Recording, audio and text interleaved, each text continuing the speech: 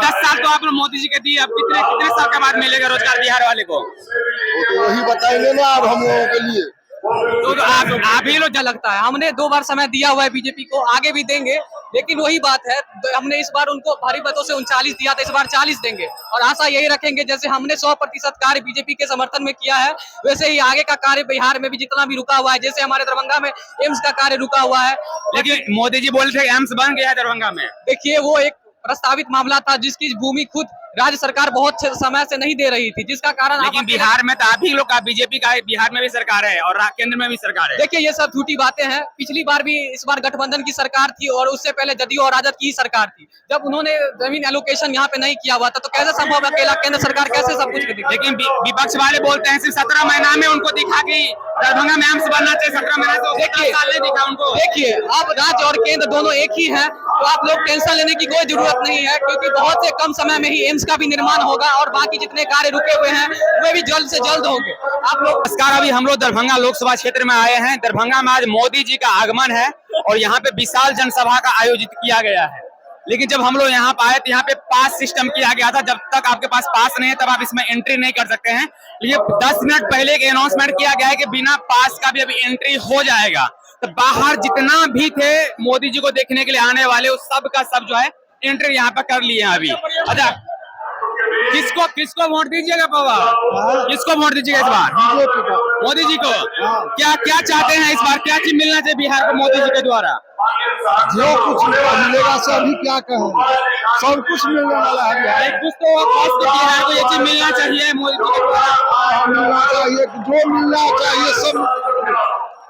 पूरा हुजूम हो गया है और यहाँ पर जय श्री राम का ऐसे नारा लग रहा है। जय श्री राम के बाद अलावा कुछ भी आपको नहीं देखने को मिलेगा।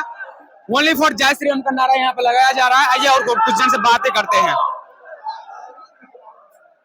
क्या बोलिएगा मोदी जी को? मोदी जी आ रहे हैं, आज आ रहे हैं, क्या बोलिएगा? खुशी की बात है, हम लोग उनके साथ हैं, उनको वोट देंगे।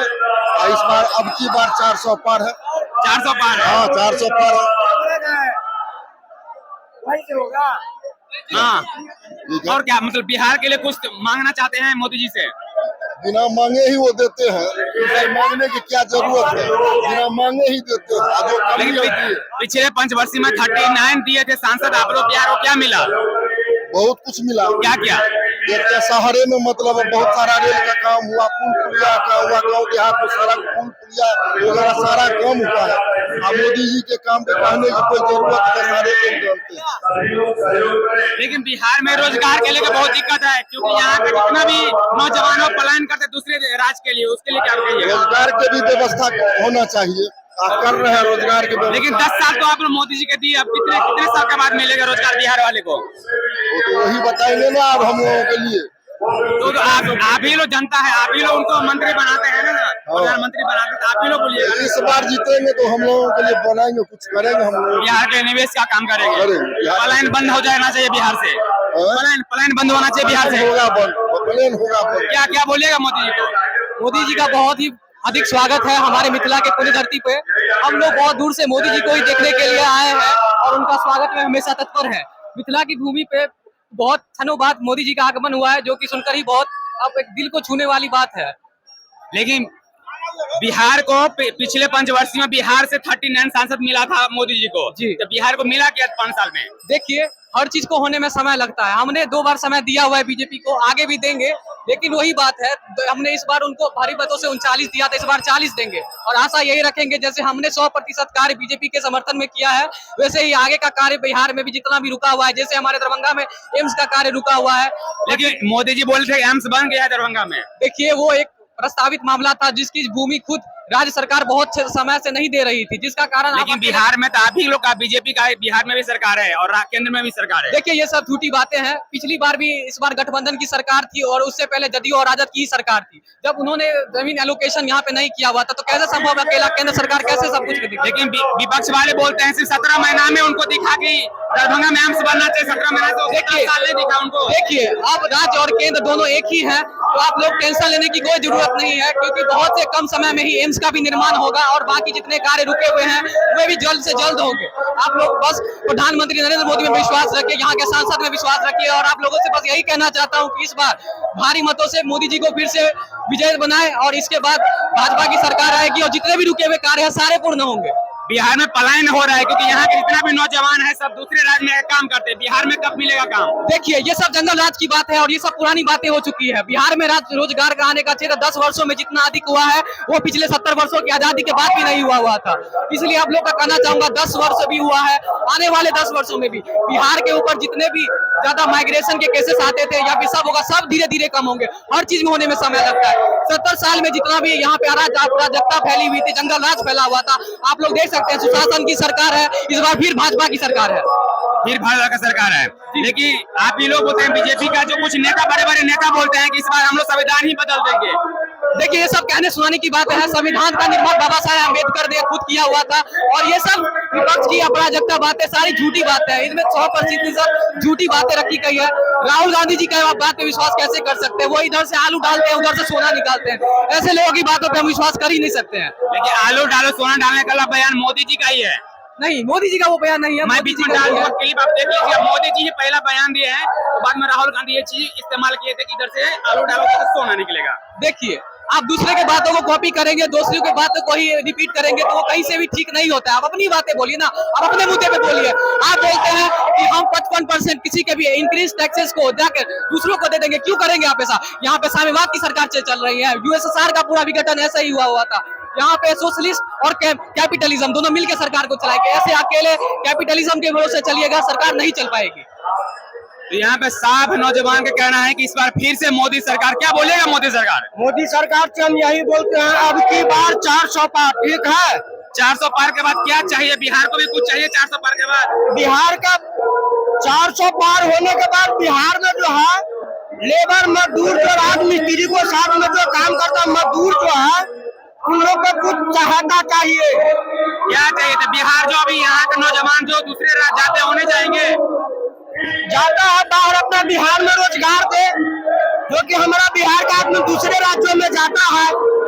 अच्छा भी मारपीट भी होता है। हमारा मनीष कश्यप भैया जो है ना उसको मतलब में फंसाया गया था। लेकिन मनीष जी तो अभी आप ही के पार्टी में आ गए ना।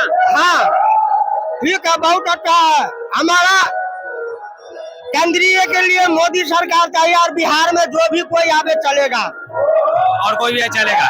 लेकिन बिहार का पलायन रुकना चाहिए कि नहीं रुकना चाहिए? यहाँ के नौजवान जो दूसरे राज्य जाते हैं काम करने के लिए, रुकना चाहिए कि नहीं रुकना चाहिए? हाँ वो बिल्कुल रुकना चाहिए। रुकना चाहिए। हमारा राज्य छोड़ के दूसरे राज्यों में जाता है। और एक बात और हम बोलेंगे मोदी सरकार से, ये जो है पहुंचा दीजिएगा। हमारा जो ड्राइवर भाइयों पर जो ये अमित शाह जो ये कानून किया है, ये कानून बोलो नहीं लागू होने चाहिए। हम भी ड्राइवर से बिलोंग करते हैं। हम और आप बीवी बच्चा को साथ में रात रात भर सोते हैं, लेकिन ड्राइवर जो है आंख फाड़ता है और ऐसे ऐसे करता है। कोई जानबूझ के एक्सीडेंट नहीं करता, जानबूझ के कुछ नहीं करता है। हम यही बोलेंगे और कुछ नहीं पाए। लेकिन अमित शाह जी बोलते हो अच्छा है ड्राइवर के लिए जो एक्सीडेंट नहीं करेंगे। हाँ, जो अगर नशा पानी करके जो ड्राइवर आकर जो हरकत करता है उसको तो जो होना चाहिए कानून दौरी से उसको होना चाहिए महोदय। लेकिन जो हर ड्राइवर एक बराबर नहीं है। लेकिन हम यही बोलेंगे सरकार से अपने कानून वापस कर ले और हमारा ड्राइवर भाइयों को कुछ नहीं एकदम। जो अगर दारू शराब पी के जो अगर ड्राइवरी करता है, ट्रैफिक करता है, उसका कानून हो, उसका जो भी कुछ जुर्माना हो सरकार अपना करे, लेकिन निर्दोषी में। और देखते हैं ओवरलोडिंग गाड़ी का आरटीओ वाले पुलिस वाले जो लोकल पुलिस वाले हैं रात रात को रिश्वत लेकर के छोड़ता है, दारू गाड़ी जो है उतारता है। लेकिन बीजेपी का ही सरकार है, बीजेपी पर इल्जाम लगा रहे हैं आप। हम यही बोल, मोदी सरकार तो नहीं करवाता है ना। ये तो बिहार केंद्र में भी बीजेपी की सरकार है और राज्य में भी बीजेपी का ही सरकार है। सरकार दारू पी के रहे तो फिर आप इल्जाम लगा रहे हैं। उनका यही लगा रहे हैं। हम तो दोनों बात बोलते हैं ना कि केंद्रीय के लिए सरकार चाहिए, लेकिन हम क्या बोले कि सरकार चाहिए लेकिन इन आदमी पर लगाव करना चाहिए। ये सब जो है 15 मिनट में एक पिकअप दारू भर लेता है, आरटीओ वाला पुलिस वाला को 1 लाख रुपया दे देता है और थाना तलक भी नहीं जाता, रास्ते में घुरा फिरा करके पैसा लेकर के छोड़ देता है।